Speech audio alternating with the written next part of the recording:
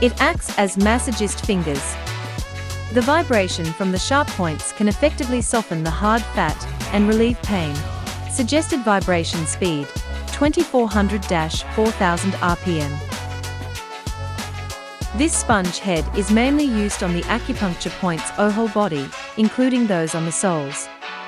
Applying a piece of disposable film on the treatment area is suggested vibration speed, 800 RPM.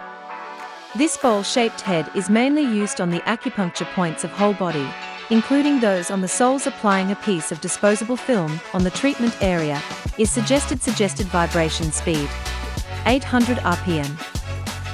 This probe aims at rough, wrinkled skin and soft fat. It functions at both epidermis and deep fiber tissues, dissolving fat and smoothing wrinkles by massage. Suggested vibration speed, 1600-2400 RPM. This probe is used on areas with large piece of muscles, like the back area. It drives the muscles to complete passive exercise, which can remove muscle fatigue, make the joints more flexible, and consume fat. Suggested vibration speed, 2400-4000 RPM.